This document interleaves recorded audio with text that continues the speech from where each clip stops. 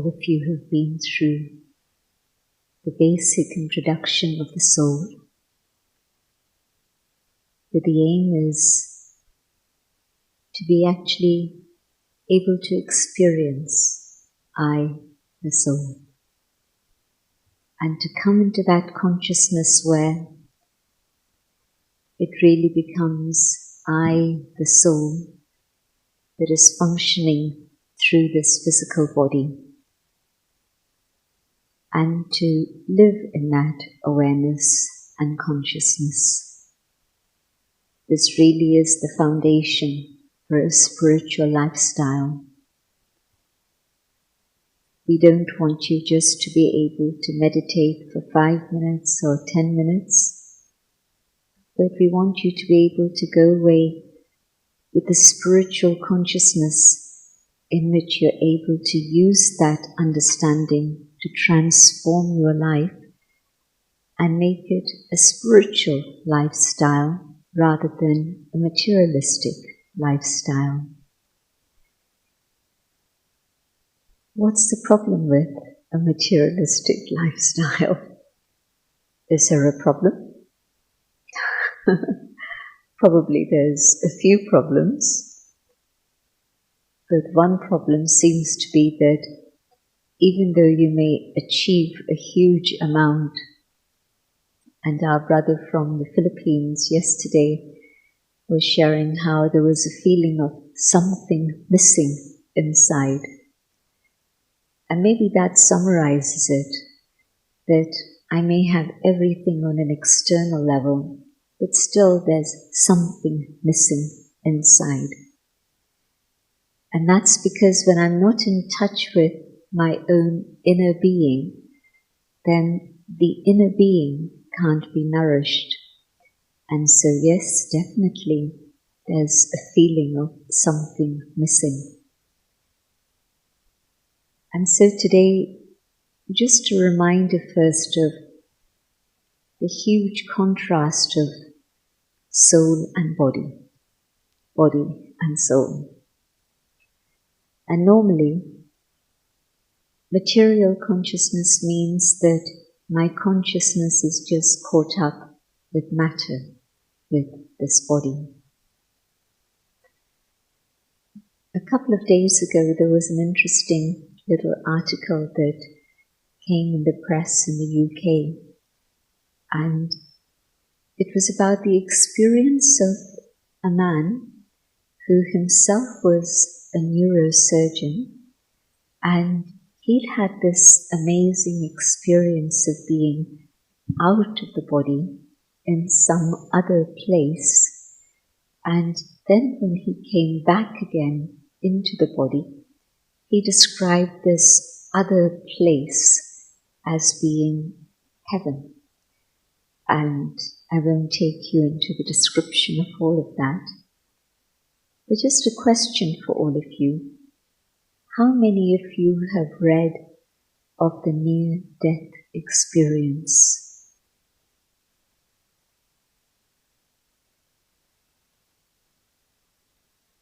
Some, not everyone.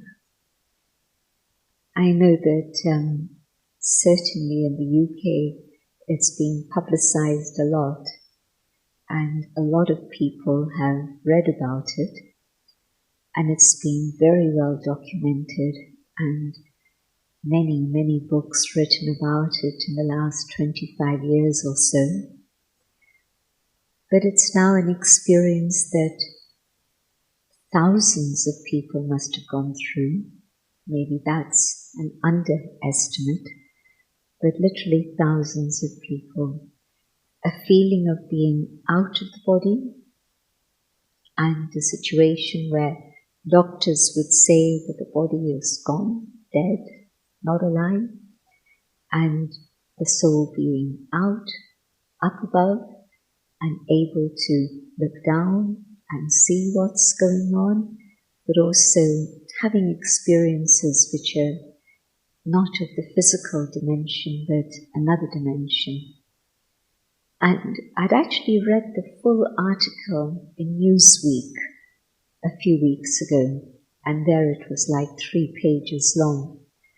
But this was a very short article that was in one of the British papers, and this article summarized this long one, and then further there were comments from a person I've met a few times, a man called Professor Colin Blakemore, and he heads up one of the very important medical science institutes in Britain, and he actually had a chat, a conversation with Dadi some years ago, beyond the brain barrier.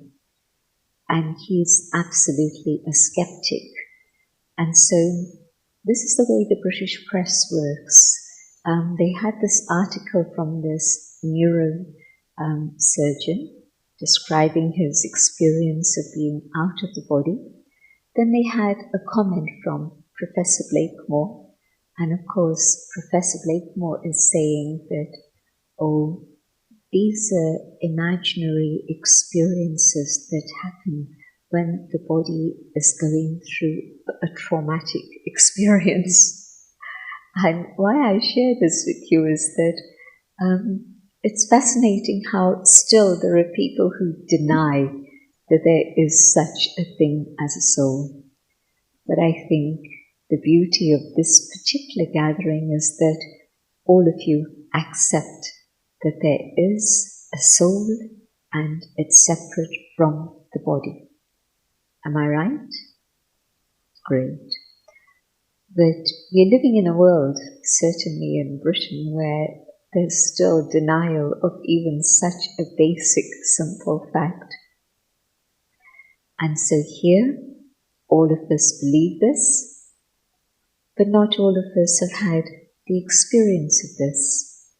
And you don't have to go through a near-death experience to believe it or to experience it. You can do it just simply by using your mind in a direction which is a direction of spirituality and truth. And so I know that soul is separate and body is separate.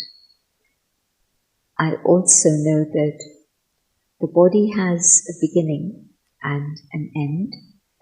I don't know when that will be, but this has a date. It started at a particular point, and it's going to finish at a particular point. I don't know which date, but at some point it will come to an end. But the soul, the beautiful thing is that all traditions will accept that spirit or soul doesn't have a beginning or an end.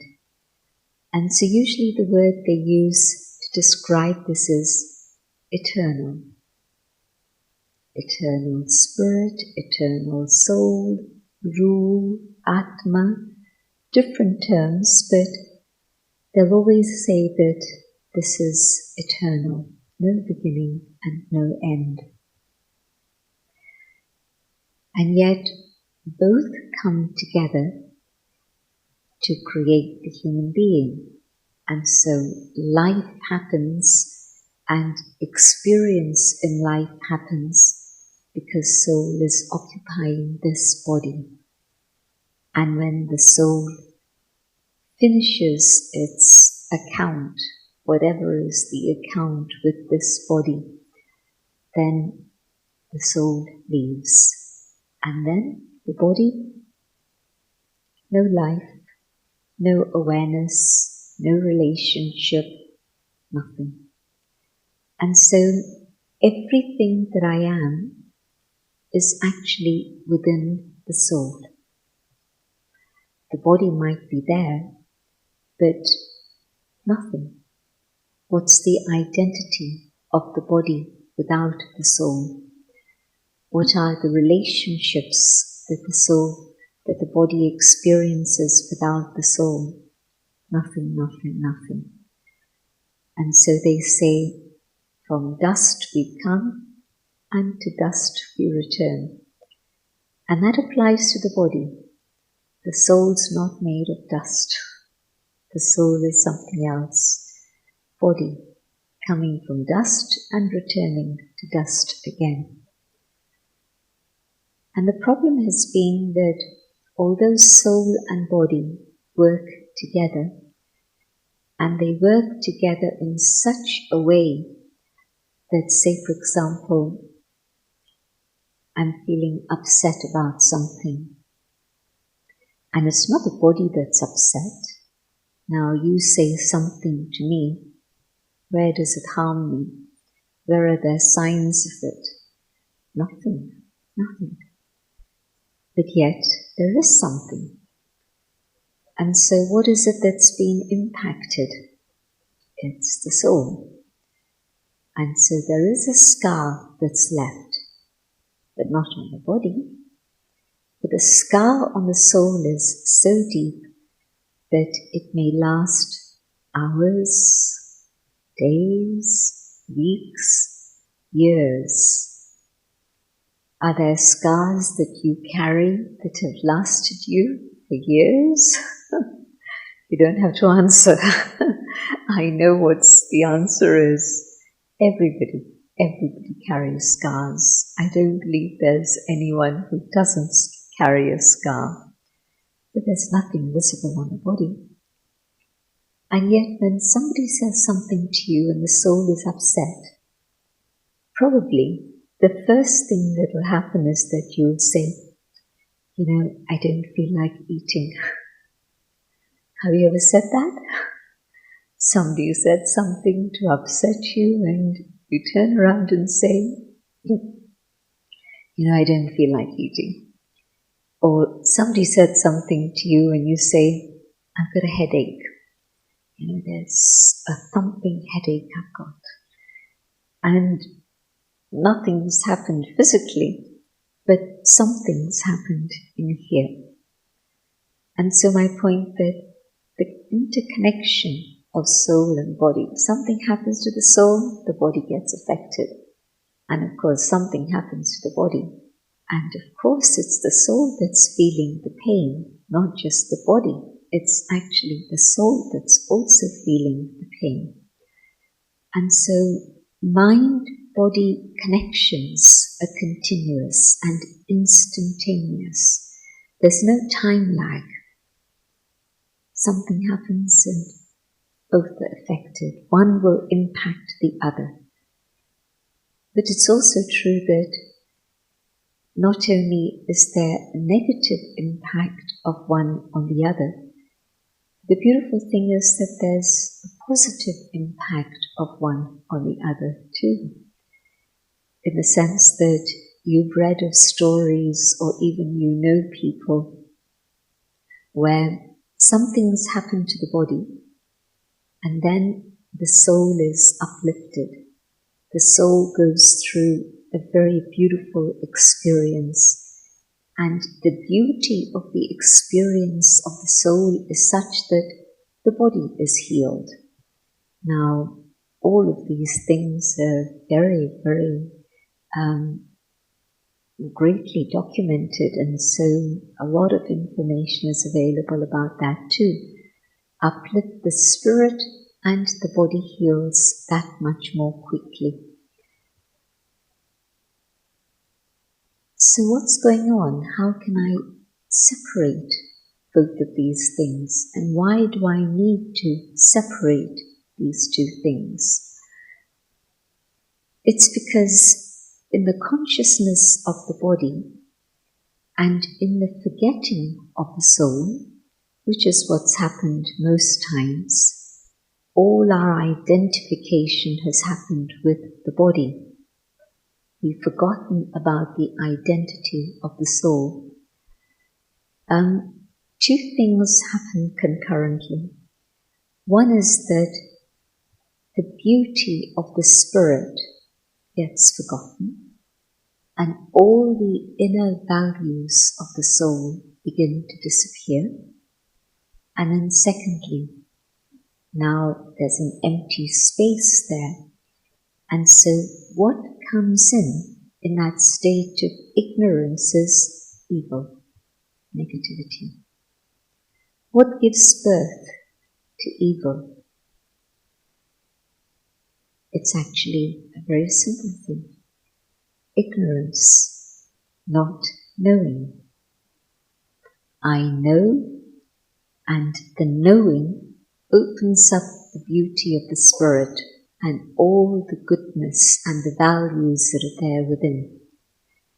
And ignorance, I forget I'm a soul, I identify with the body, and all the negativity that's around me will begin to enter the soul. And maybe it's there inside me waiting to jump out, but certainly a lot of negative things happen and I forget I'm a soul. And so yesterday Daddy was putting it in a very beautiful way, very powerfully. I, the soul, and who is mine? It's God. I, the body, and then the ego of that, and who is mine in the consciousness of the body, then it's my, all the external material possessions, or even people. And so I want to allow that which is the highest within me to be expressed. It's simple. I need to come back to the awareness of soul. And if I forget to do that, then the devil in me begins to come out. The deity, the divine is in here, but also the devil, the negativity is in here. And so most times we go through the struggle. Now there's this battle going on most times. In an atmosphere like this, or in gatherings such as this, where we are sparking the highest and the best in each other, the goodness of the soul is likely to emerge and be expressed. The love, the joy, the truth, and in the forgetting of that, and in the world out there, then you see all the advertisements on television, and what happens? All the negativity that's there. I want,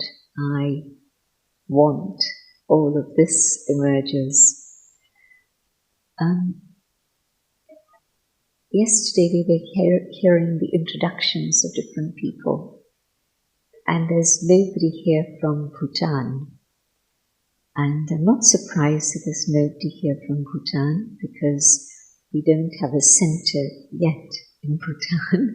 I'm sure there will be soon. But a friend of mine was there just 2-3 weeks ago, and she works in the media. And she was called because what they're finding is that there's a lot of negativity that's happening through media in Bhutan at the moment. And I give you that example because most other places don't have it documented so well. But Bhutan has only had television for maybe 5-6 years, no more than that. And there was a survey that was done in Bhutan just now, recently, and they asked women in the village, what has been your experience of television? And there's one little story that will give you an idea of what happens through advertising and television. Does anyone here work in television, by the way? Interesting. And so I'm sure you also agree with the story and what happens with it. An amazing instrument to show educational material and give us information, but also other things. So women in this particular village said they love television. And why they love television is because now they know that they can buy creams to make them look beautiful. Tells you a story, doesn't it? They were beautiful. They are beautiful. But now they know that they need creams to make them beautiful. So, now that's one very simple thing. But all our dependencies and all the things, the messages that we get given. So, materialism, and materialism leading to ego and anger and greed, and my needs multiply, my wants just keep increasing, and there's never a time limit when all of that finishes. And so body consciousness is very dangerous. It's very insidious. You don't even realize that it is dangerous. You see a fire and you know it's dangerous. It's useful, but it's also dangerous. But a child sees fire and the child doesn't know that fire is dangerous. And so innocence, ignorance, whatever. And so yes, of course the body is valuable, very, very precious. Without the body, how could I have learned Raj Yoga? Without the body, how could I have come here? How could we be meeting each other? And so, of course, everything in human life is based on the body. It's very precious, but yet very dangerous. Because if I forget that I'm actually spirit, occupying this body, and I just think I'm body, then that little story of Bhutan illustrates what happens. And of course, worse and worse and worse. There's one simple expression that illustrates the difference between a materialistic attitude and a spiritual attitude. Think about the statement where we say,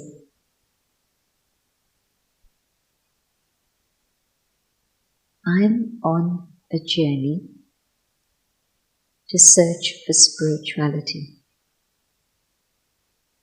Yes? Or the other statement,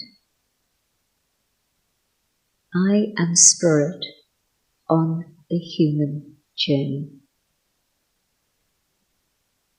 I'm a human being searching for spirituality,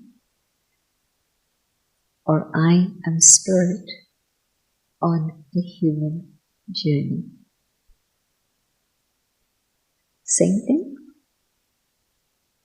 Same thing? No, not the same thing.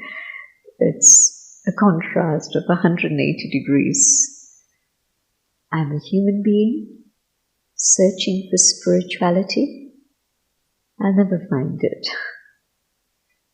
But I am spirit on a human journey. That's who I am. I am spirit. And this is my human journey. Does traffic control come here? It doesn't come in here. Okay. Let's have an experiment anyway. Traffic control I mentioned last night in another context, but it's a time when we pause for a moment of silence, and through the rest of the campus, actually every hour on the hour they play music so that we can stop. But I thought that the same thing would happen here, but no matter. I'd just like us to have an experiment for a couple of moments and we'll get a flavor of all this.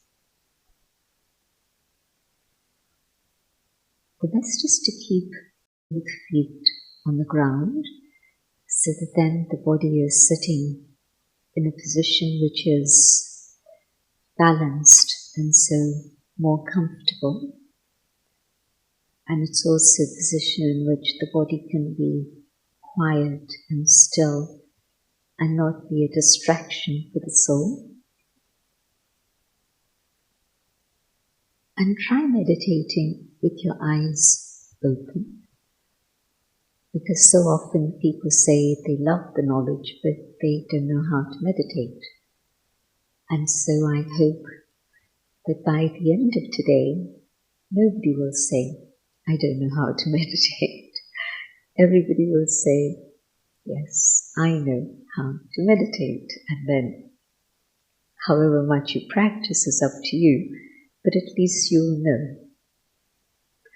And so keeping eyes open. Why? So that then you're able to keep a higher consciousness as you walk and talk and eat and do all the things that we need to do in life. Drive, work, all of that, but in a higher awareness. And so, two things that you can focus on, and it's your option, your choice. There's this beautiful image of this point of light, and there's various explanations for this point of light. And I'll give you one explanation now. It's the image of, a very gross image, but an image of the soul, the point of light that I am. And so focusing on that will remind you. And if you choose, you can also focus on the person conducting meditation in the center of their forehead, and their connection with the one above will move you in that direction also. But I understand that sometimes that's not so comfortable, but focusing on that point is very easy. So try it, so that you're able to do the homework that I'm going to prescribe for you later on.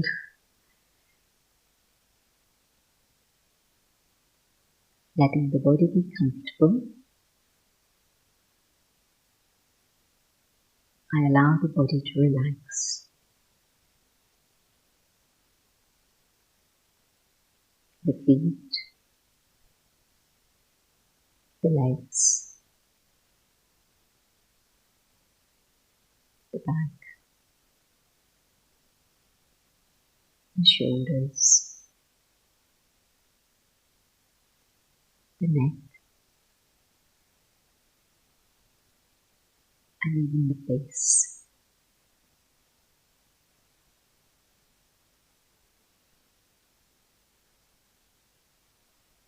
Now I focus on the point of light in the center of the forehead.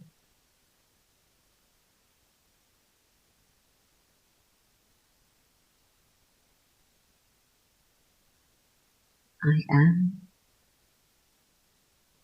a being of light.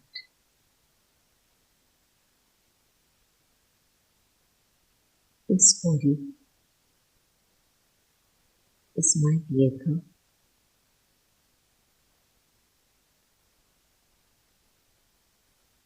and I, the soul,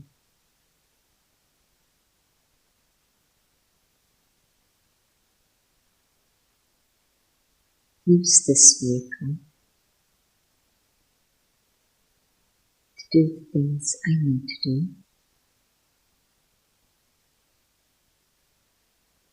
but for a short while.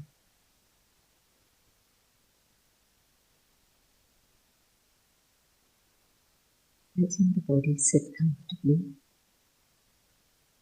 quietly, I go on an inner journey.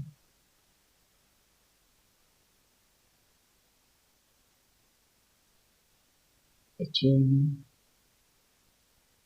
deep within.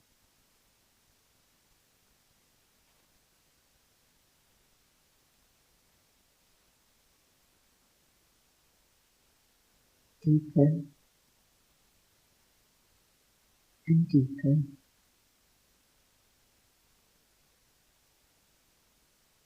until I come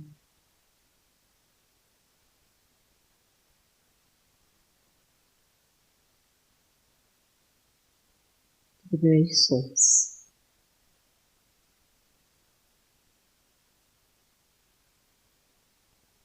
and the source of life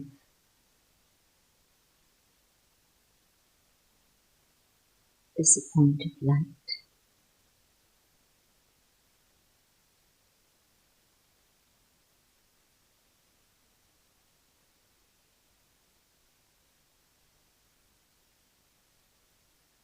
Connecting with myself,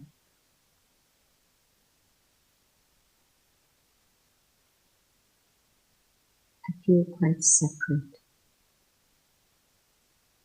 from this precious vehicle, this body.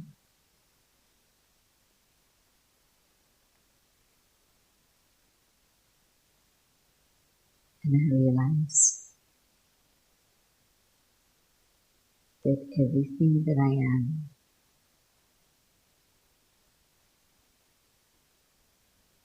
is within me.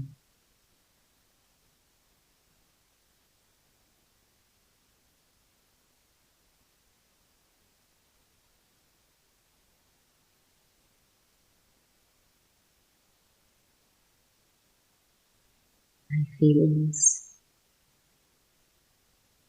my personality,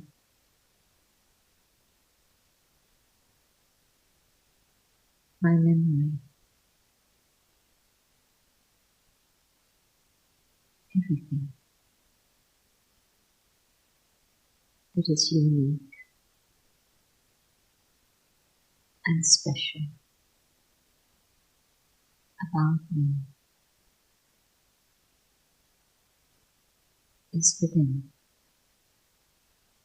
I, the point of light.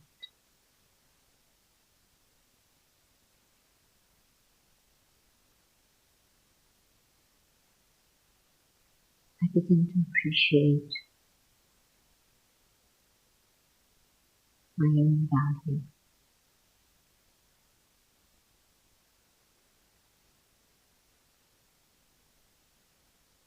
I realize how unique I am.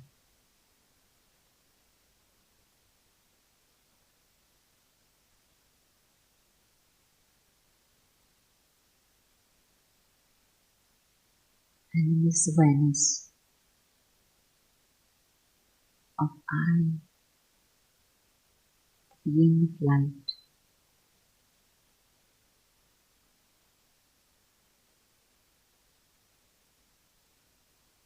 I shine, and the light radiates.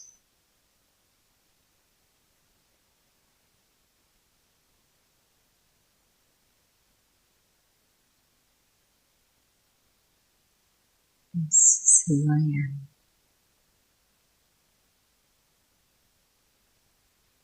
The eternal being.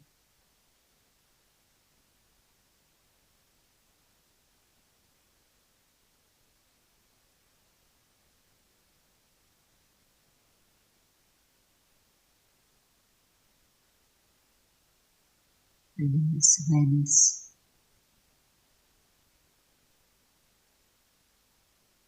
I connect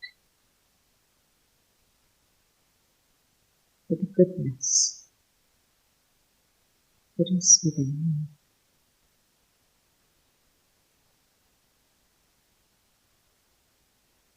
Deep within myself, is peace.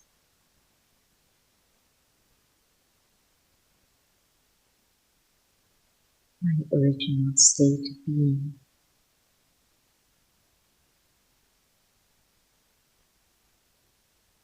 is peace.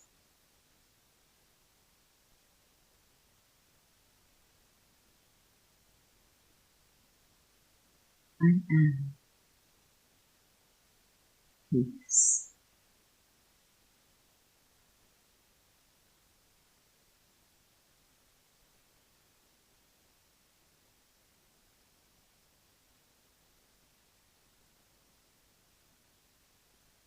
I hold this peace and come back to the awareness of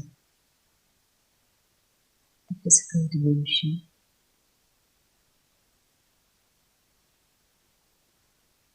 As I come back,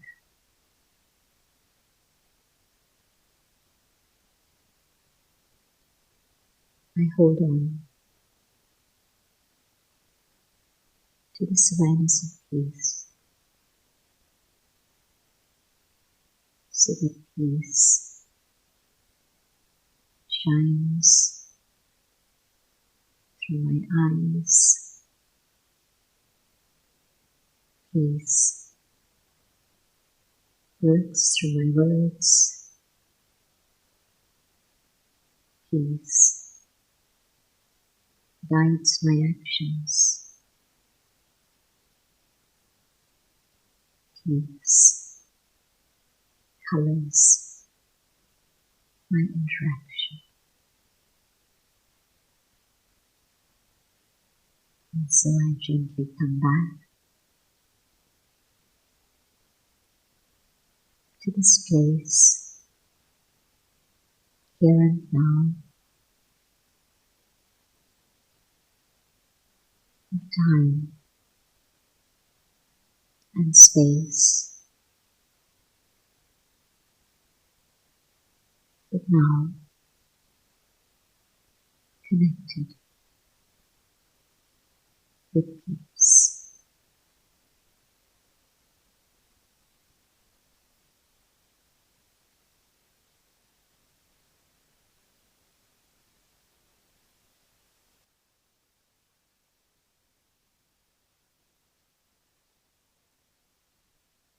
We go back here. Yes. Who's back here?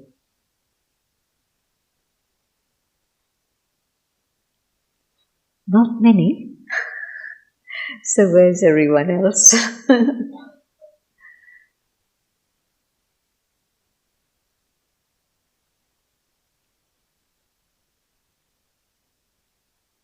And if you didn't connect with your peace and your thoughts were somewhere, it's okay.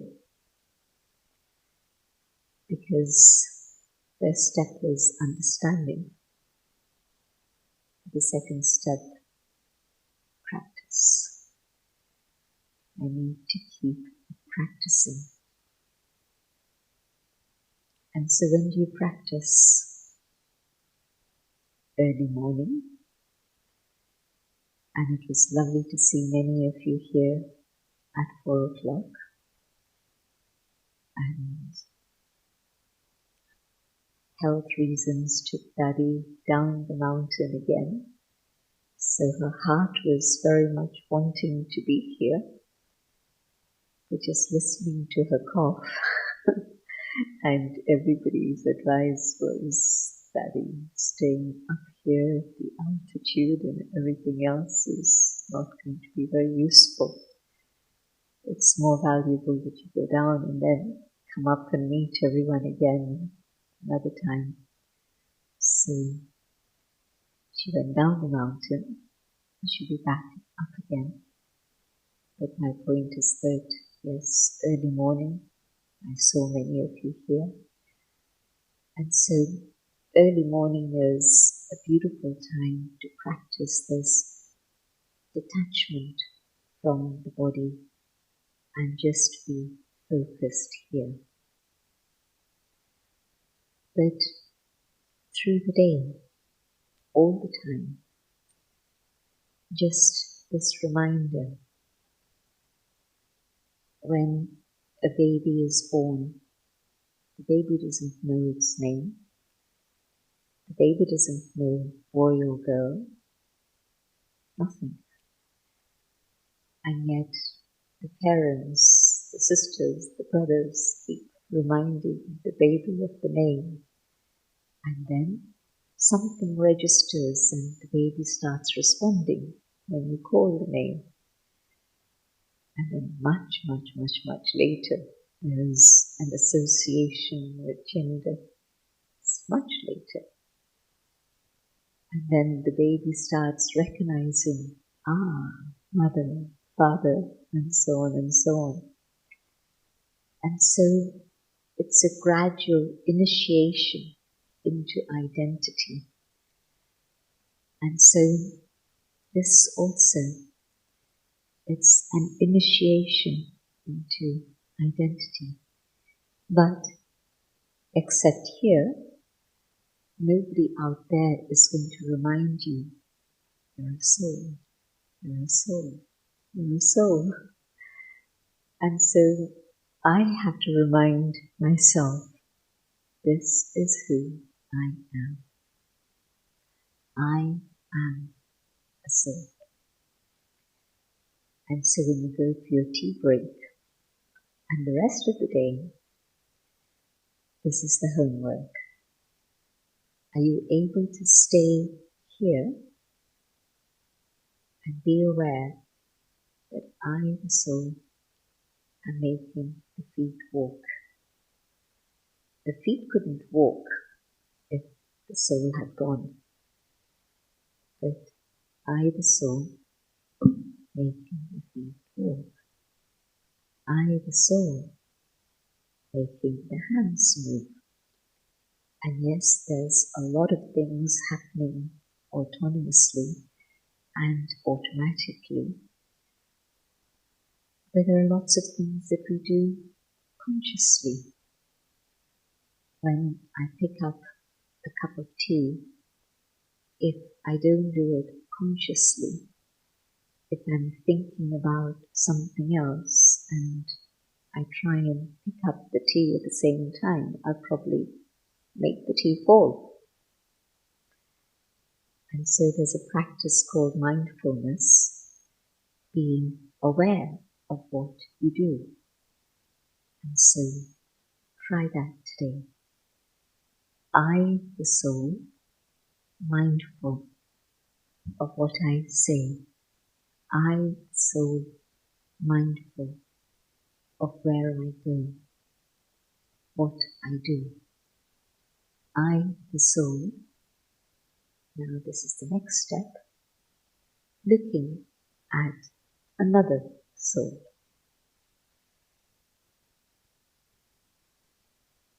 Can you do that?